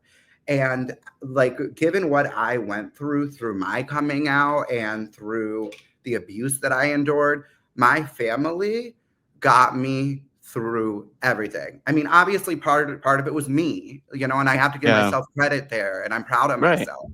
But having my family's support made it way more manageable and doable to battle, you know, the things that I battled. And so I think about, if my parents had disowned me just for being myself, just for being honest about being myself, I don't know where I'd be. I don't know where I'd be. And I'm forever grateful for the family that I have. They are everything to me. So it really breaks my heart that there's so much hatred towards our community. Obviously, the MAGA brigade, they're very anti-trans, and it's really creepy. It's really creepy. Why? And like that's how I've always kind of felt about bigotry in general. Like, it's creepy. Like, why are you worried about the next bitch? You really should be working on yourself, because you clearly need to be, because you're literally pressed about something that does not affect you. And I think a lot of it comes down to fear, and like when other people, and this is like, honestly, I think a lot of the people that do not like me, they are pressed because I own my power. I'm not afraid to be myself. I'm unapologetically queer. I'm unapologetically femme. And maybe they're insecure because they can't own them about themselves. And we also live in a misogynistic and homophobic society. So it's like, there's so many layers to this. But like, I've been through way too much. So like, I will always stand up for myself, and I will always stand up for what I believe is right, you know? And, you know, that like, I will throw down for my community. Like, and I've proven that, you know, like I've proven that time and time again, and I will continue to, because I love my queer family. And, you know, we all deserve love and support, and not only love and support, celebration. It takes bravery to be who you are, especially given how much shame the society ingrains in your head from a young age, that being different is wrong, or being queer is wrong. All of it, being a minority, it's like the bravery and strength it takes to even live as an out person. Like, You Yeah. deserve your flowers, your tens, all the above, the love, the support. The last thing you deserve is to be disowned by your family. So hell no. And I really wanted to make a Yeah. difference with the money. Like $4.56 million is Mm-hmm. life-changing, you know? But Definitely. for me, like personally, I felt like, and you know, it's your money. If you win, you do what you want with the money. It's your money to spend, but Sure. nothing would fulfill me more than being able to make a direct, impactful difference that could house a lot of people with that money. So that's partially why my elimination crushed me so much, because it was disgusting. Like, this man blamed me for his problematic political alignment, his obsession with a problematic political Mm-hmm. figure being around Mm-hmm. the dorm. Yeah, I said that in my YouTube video. You Yeah, clocked you my did. tweet? You So did. that was really creepy. And like, I gave them enough footage to where they could edit around this really controversial moment, because it's a Squid Game. They're not trying to make this a socio-political show. I understand that.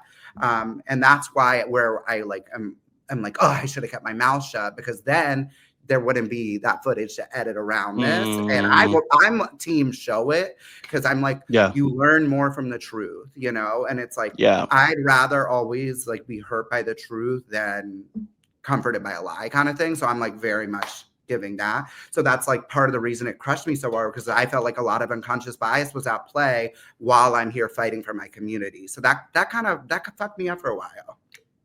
Yeah, it still hurts.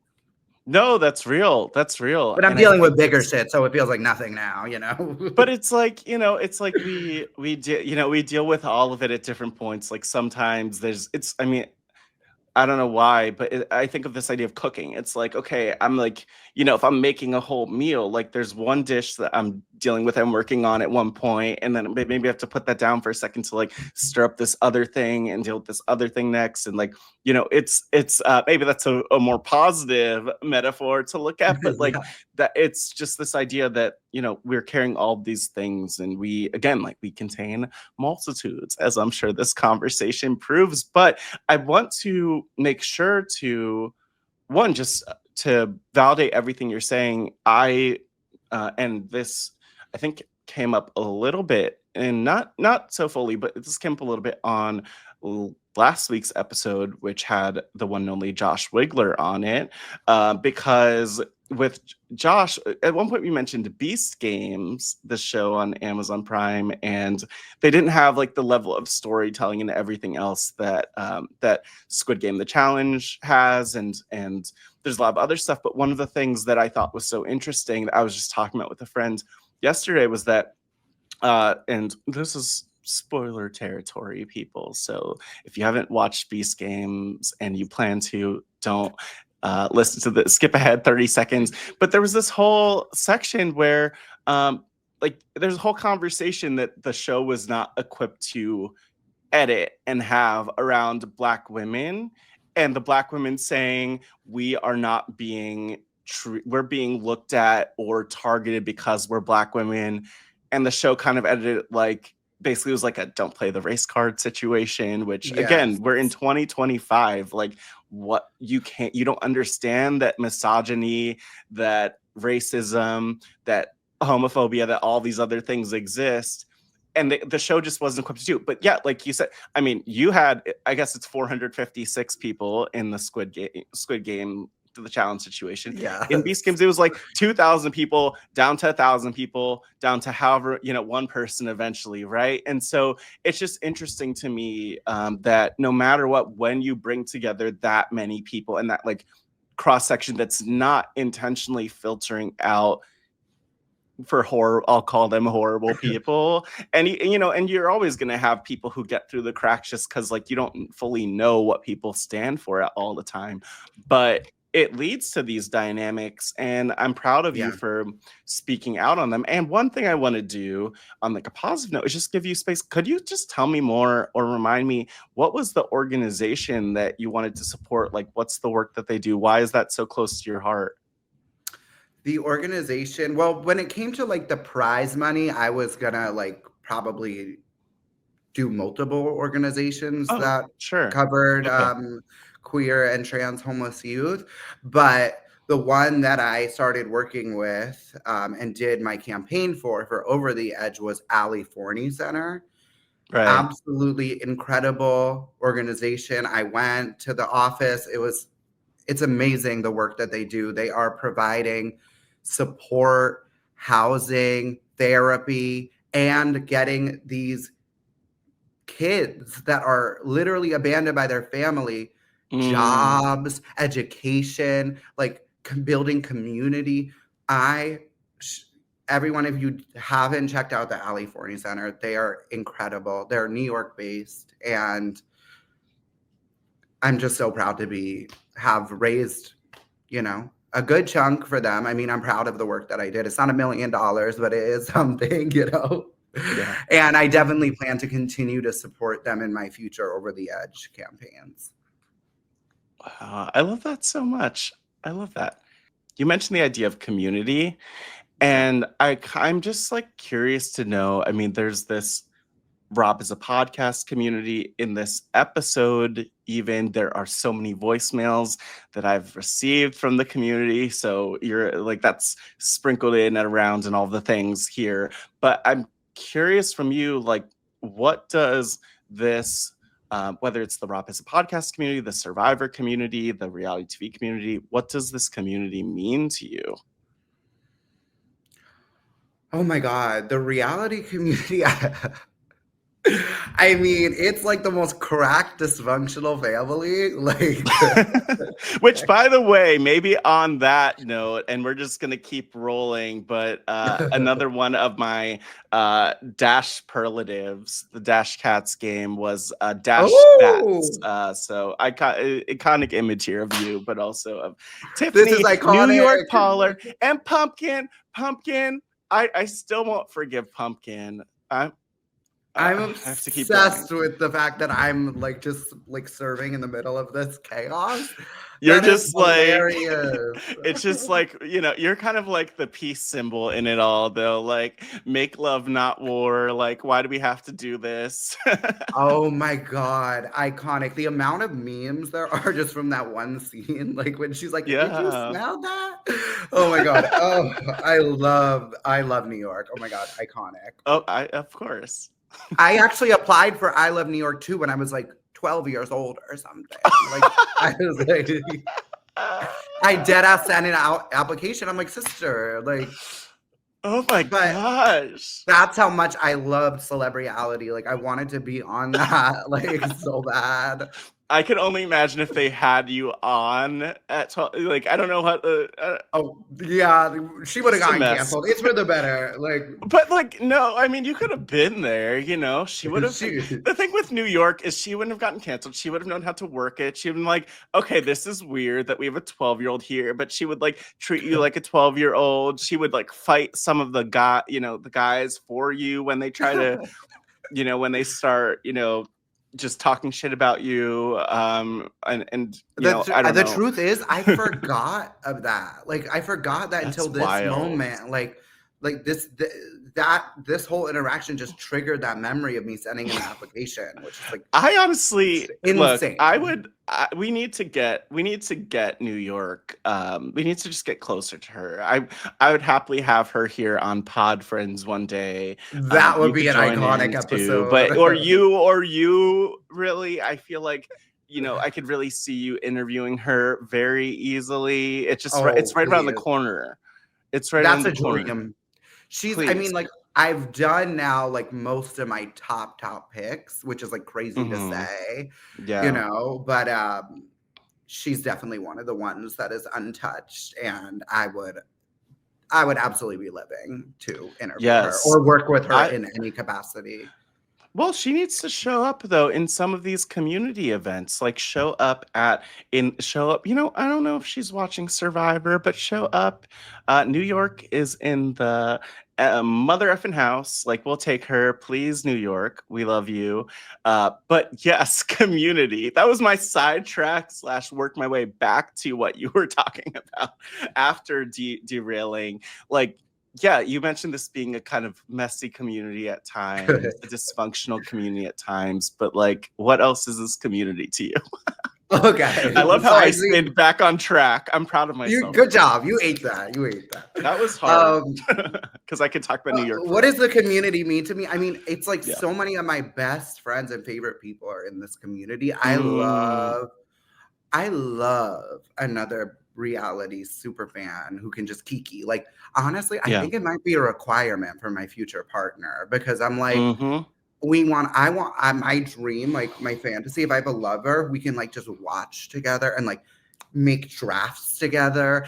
Yeah, like Oh, hot. Like I'm like, yeah, we can like not a debate. Like I'm like really into this, you know?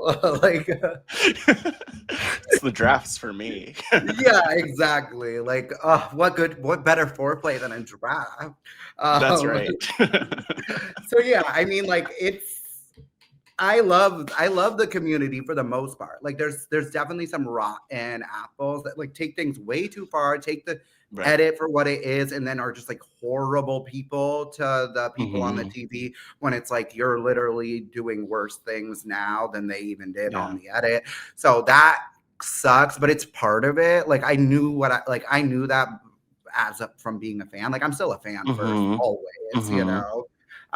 But I live for the mess. I do. I just think sometimes people take it a little too far. Well, definitely they take it too far. Like, oh my Right. God, the prime example that comes to my head is like the way Ashley and Felicia were treated with their kids being threatened. Like when literally all they did Uh-oh. was play the game. Like, oh yeah, I was swinging on Twitter. They got me That's all the not way okay. fucked up. So yeah, that's Yeah. like disgusting. So sometimes the fans like are just like really disgusting. But I would say like the majority like are Mhm. not like that and like Yeah. just enjoy the show for what it is and are here to be entertained and like, you know, I live for that. And like honestly, when I go to these Bryce and Wen parties and the RHAP Yeah. parties, like all these events, like I have a blast. Like 99% of people that I meet are absolutely lovely. And Mhm. oh my God, the other reality stars too, like some like Abby Maria, for example, like Oh my she is gosh, Abby Maria Gomez. literally an angel, like incredible human. She's been through so much. Like I know I didn't shout her out earlier, but like she's also one of my faves. And like I feel like Wow. based on her edit, like she's like a villain, but she's like a fun villain. Right. But like she's Mhm. actually a hero in real life. Mhm. You know what I'm saying? So it's Mhm. like, interesting. And then some Mhm. of the people that get the good edits like may not actually be that. So it's kind of interesting. Like I give everyone a chance and I will judge you based on like how you treat people, you know, and like your actual real life personality. So I love the Yeah. community. I'm honored to be in it as a fan and as an alum, you know? Yeah, one thing I want to talk about with that, I really love just what you've said up about the community and your love for it. And one thing I want to ask you is it's just so interesting because even for so many people, I know so many people who get nervous meeting some of the reality people like at these RHAP live events or at Bryce and Wen events. And one thing I love Bryce for, and something that I've done a little bit here and there, is just a little bit of matchmaking where like if someone says to me like, oh my gosh, I'm so nervous about meeting so and so, like whether or not I know that person, I will be the person who's like, okay, you're nervous to meet them. Let's walk over. And then I'm going to be like, hey, like I did this with somebody, maybe one of my friends, and like Tevin from Survivor was at the event, and I was like, I've never met Tevin, but I'm just gonna be like, hey, my friend wants to meet you, and that's happened a handful of times, right, with others, and I love that, but I also know it could be such an intimidating process to like connect with people. You've seen it on different sides because obviously you went from being like, I'll say, quote unquote, just not to demean it, but like just a fan to like being someone who people could see a bit more as a peer because of your reality experience. And I'm curious if you have like any tips for people who want to go to these like live shows. We have the RHAP live show coming up in Boston in April. So I'm curious if there are like tips for you on just like how to approach those situations. Because again, I feel like you are like, you understand all the sides of that dynamic. I do. And it's funny you say that because I'm so that person too. Like I'm like Mhm. matchmaker, like, oh, you want to meet Right. them? Okay, key. You know, It's easy, but we're similar in that way. Yeah. I really don't like if reality stars are not kind to the fans. That's like a huge no-no to me because it's like that's, as I said, I'm a fan first. I still will Yeah. always like identify with that, like because that's like it's like Mhm. it's a passion, you know. I feel like mostly all of the reality stars are really friendly though, and like we want to meet the people, you know. It's so fun to meet Yeah. other people who share shared interests. I would say go up to the people because you're just gonna. I know some people say don't meet your heroes, but Mm. it's better to know the truth than Mm. not. So you know Yeah. what? Go up to them and see what they're like in person, because then you'll really know who you should be putting your support by. And you have Mm. nothing to lose. If someone's going to be rude to their fan or potential fan, they're not a person worth standing. And go put your Yeah. support behind someone who actually is kind to their Yeah. supporters, because that's like so Mhm. crazy to me that people would be Yeah. nasty to people that are supporting them. That's so crazy. But I do feel Mhm. like Bryce and Wendell do a really good job. Like the Mhm. reality stars that they have Yeah. attending their events are like friendly. So go for it. You have Yeah. nothing to lose. And like I always say, like you got to go for what you want, because you do miss 100% of the shots you don't take. And like you don't want to look back at Mm. regret. Like it's better, even if let's say the worst thing happens and like it's a totally cringe, embarrassing moment with your favorite reality star, at least you got that story to tell. And that's Mm. you know, and you know, and it's a Yeah. funny story in the Uh-huh. future. Like if you don't do it, you're just going to be filled with regret, and it's better to Yeah. just go for it, because I promise you, it will most likely turn out better than you thought it would.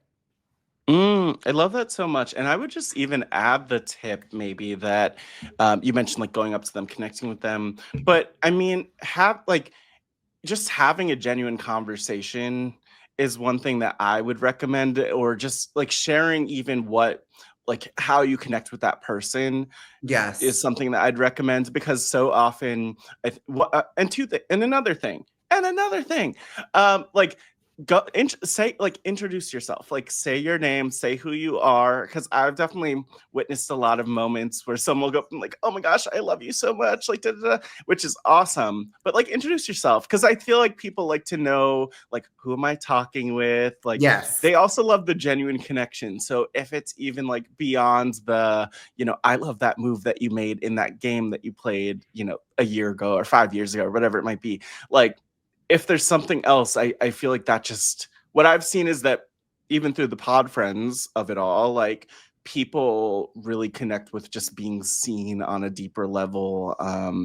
And I would also say, like the people who show up at these events show up to connect with fans, to connect with other players, like to connect with the community. So I feel Yes. like the people who really you don't want to meet, they're probably not going to be there at all. But I mean, Yeah. I want to Yeah. ask you, one, it's kind of funny because now that I think about it, and again, I think of this especially with Bryce and Wen, but even with some of the RHAP live events, I met a number of Squid Game people. Actually, like a really decent amount at like Bryce and Wen in Philly and some other things like that. But I'm curious, just from your perspective, because we have you here, what's that Anything. like when someone like comes up to you to be like, acknowledging you? Because of course you get that through Squid Game. And I'm sure there are many people who come to you and like know you from even before that, from just being infamous in the community. But yeah, like what's that like for you? Just to give people like that perspective also. I do want to say one more thing about the last question, and I don't want to Oh, forget it. Is that please. okay? No, yeah, go for it. You can go for it I now. just want to say, like, when you're at these events, don't be afraid to just go up to people and like introduce yourself, because you share a common interest already. Literally, you can be like, Mm-hmm. "Who's your favorite this season?" Like, get the conversation going, because it's like Yes. Teeny and I, as I Right. mentioned earlier, we became friends at Survivor 41, Bryce and Wen party.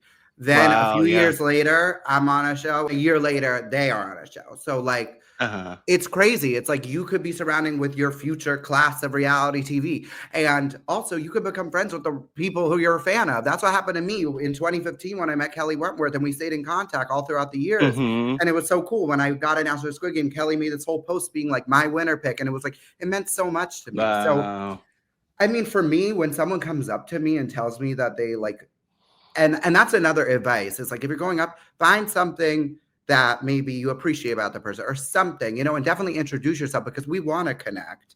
When someone gives me my flowers, it means the world to me because I'm very hard on myself. So like I should, like, I'm working on just getting that validation for myself because I really do believe in myself and I do love myself, but that doesn't mean I'm not hard on myself. Do you know what I'm saying? So when I feel like other people see me and, you know, appreciate me, it just makes me feel good. Who wouldn't feel good from that? And it makes me love them too. I'm like, I love you for loving me and just for telling me because you're real as fuck for that. And you have good taste. You know? So like that means the world to me. And like, oh, like it's not happening as much as more. If like people on the street stop me, that's like, it's still crazy to me. But you know, it's not as often now because it's like it's been a while now. No, I love that. I love that. And I think it's cool what you mentioned, just to underscore something you said, like, because also in the world of nerves, which I also can relate to, like having those nerves going up to people, I especially, like, I often will not go up to a reality star to be like, oh my God, like, just, and it's funny because I'm around so many people going to like all of the RHAP live shows, going to a handful of the Bryce and Wen shows. But it's because what's so cool for me personally is like the moments where it just like happens organically and the connection happens. But I would say, to underscore some advice that you had, I really like what you said of like asking them like, oh, who's your favorite? Like asking them questions too. There's a phrase that I'm going to butcher, but something about like it's better to, I don't even, I was watching this show on Netflix, Later Daters. I don't know if you've seen it, but it's like older people dating in their like 50s, 60s, 70s. And one of the dating coaches' advice was like, her advice was, it's better to be interested than interesting. And I was like, oh, wow, that's interesting. So I don't know, just interest. It's okay to ask them questions too at times. But I've truly one more question for you, Dash, because we've had a lovely time. We have had a kiki. Well, can I say one thing to what you just said? You could say whatever you want. I always got thoughts, you know. You're great. You're great. Yeah. Thank you. I like that approach of like I respect the approach of just like letting it happen organically. But this is the thing about these events. They are absolute chaos. There is so much going on and there's like icons everywhere. So like I'm someone who like I like to like work the room, you know, like I'm like, and if you don't kind of go for it, there's going to be a lot of misconnections because you don't really know who you're actually going to vibe with until you give someone a chance, you know. I agree. So, and also say it depends on your approach. It's definitely different for me from the podcaster perspective in the RHAP event, for instance, because then you have people who like listen to Pod Friends and they're like, oh my gosh, I loved your interview and conversation with Dash so much. So there are all these different conversations that are happening. And I also feel like the way I often see it, and maybe just to build on something you said, the way I often see it is like, if you want to meet Kelly Wentworth at an event, right? Or Dash Katz at an event, right? So like, but like you'll look and they'll probably be in a conversation and it's like, it's okay to go up and like politely, you know, read the vibe, but like you could politely interrupt in many situations because it's, you know, I mean, as long as you're not cutting someone's conversation off or making it uncomfortable, don't pull someone away while they're trying to have a conversation. Exactly. Like, there's a way to do it that's like exactly socially like acceptable. But, like but it's the chaos. You know, be it's like, the chaos. Mind if I pull you? Mind if I say hi? Like, there's a way to do it, but like sometimes people can get a little pulley or like screaming, and it's like, It's a lot going on. Let's all take a breath and like, Yes. you know. No, I love that's one thing I do love about the like the RHAP world is I feel like everyone's so chill, nice. Like everyone has their own stories that are interesting to hear about. And you know, like you said, every community, every single thing has like the outliers where it's like to this or to that. But it's such a gift. It's such a gift to be It here is. in the community. And I want agree. to ask you one last question, which I ask every single interviewee. And that question is about you, about your life, about your story. If your life were a book or documentary, I wish I had like a graphic for this in the world of the Dash Perlatives game. But if your life were a book or documentary, what would the title be and why? Okay. So I thought about this. Mm-hmm. And I was like, low key, like part of me would just go with my name, which I'm like, but I feel like that's like, because I feel like it'd be so hard to come up with a title that encompasses everything that this book or movie would cover. But You could do maybe it. we'll just say the Phoenix, because Phoenix is an animal that I always identified with. They have Yes. wings. They I love that. rise from the ashes, you know. Mhm. I've been through a lot, and I'm like, you know, I guess I'm orange, but red, you know. It's like we're Yeah. branding, and they're like a Yeah. magical, mystical creature, which like I Uh-huh. feel the magic within me. I feel it.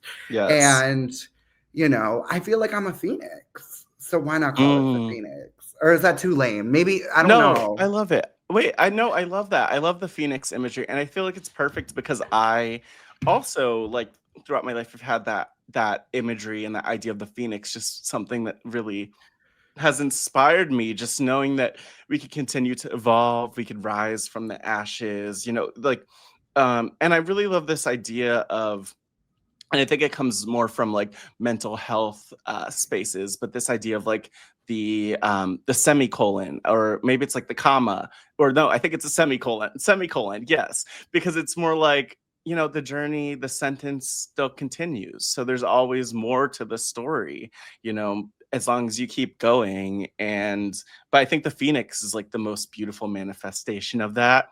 The Phoenix fits you, with the reddish, orange, all of that. The Phoenix fits the Pod Friends branding. So here we Oh my go. God. We are so We're branding, and we are spot so on. Phoenix family We are together. Phoenix coded, which is Oh a my beautiful God. thing. So We this is see each awesome. other. Yes, I was gonna say, I have to ask you on a related note because Yes. part of me is thinking, you know, you definitely should have a Phoenix tattoo.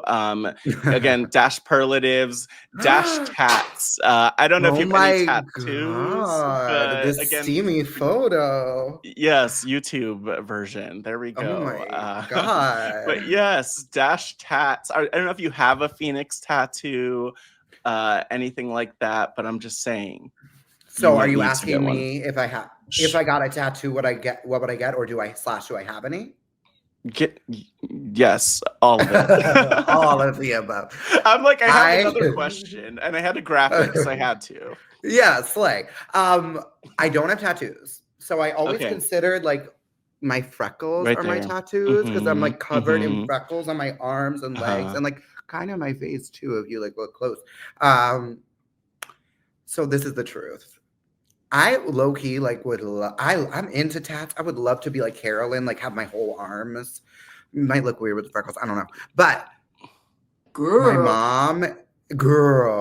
mom is aggressively against tattoos, and like she just like Yeah. put it in my head from a young age that if I ever was to get a tattoo, that I would be like, that would be like the ultimate disappointment for her. And I know, like, yeah, she's like, she obviously has passed now, but she's still with me spiritually. And like, if she was into tattoos, I would get a tattoo representing her in a heartbeat. But it's like the last thing she would want, so I'm not gonna do it. So I don't think I would ever get one, but never say never, because I'm open-minded to, and I do think tattoos are sexy, but I just like don't want it to disappoint my mom's spirit.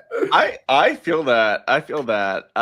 Yeah, no, I got little like wrist tattoos to honor my dad, but my mom is not she's not a tattoo girly. So okay, I love that. I, See, I love that you did it to honor him. I think that's powerful. Yeah.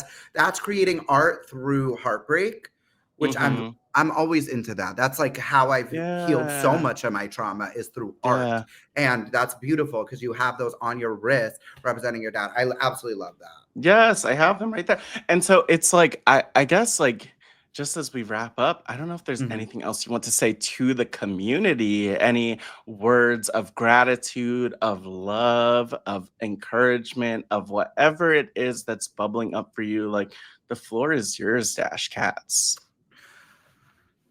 I would just encourage the community to be kind to each other. There's so much going on in this world right now. It's really terrifying. It's very heavy. You really never know what anyone's going through. So it's best to be kind and uplifting. Like, obviously, if somebody needs to be checked, check them.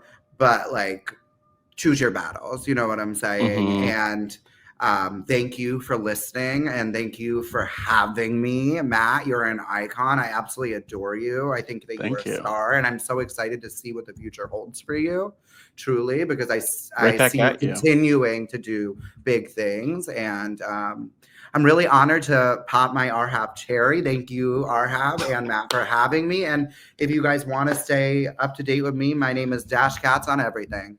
So love y'all. Thank you so much, everyone, for tuning into this week's episode of Pod Friends featuring Dash Katz, but also featuring all of you. And just a massive shout out to the team at RHAP behind the scenes, including Jose, Jess Sterling, Scott St. Pierre, Derek, Sam, Rob, just everyone who's helping bring these podcasts to life. And even bigger shout out this episode to Kurt Connor, Greg Dunlap, Hartley, Nathan, Joy, Stacie Butler, Laura Jones, Tommy Guam, Stefan, James Hayden, and of course, Rob Cesternino for dropping a voicemail here. You could follow me at MattScottGW on all platforms. Connect with me there, message me there, whatever it is there. Share Pod Friends with people if you can. And also, if you're not already a patron of RHAP, go to patreon.com/RHAP and get even more deeply involved in this community. You'll also find, if you scroll back just a little bit, a couple of segments of 15 Minutes with Friends featuring Kellen Bechtold and Carolyn Wieger, hearing a little bit more from their Pod Friends conversations. Leave a voicemail anytime, speakpipe.com/podfriends. And so much love to all of you this season. Thank you for giving me the opportunity to do this and do something I couldn't have even imagined 8 or so years ago when I first discovered RHAP. So much love to each and every one of you, truly from the bottom of my heart. You mean the world to me. I'm thrilled for the chance to connect with you in person at RHAP Live, maybe at some future Bryce and Wen Present events. And last but not least, as always, I want to thank you for being a pod friend. Bye, everyone.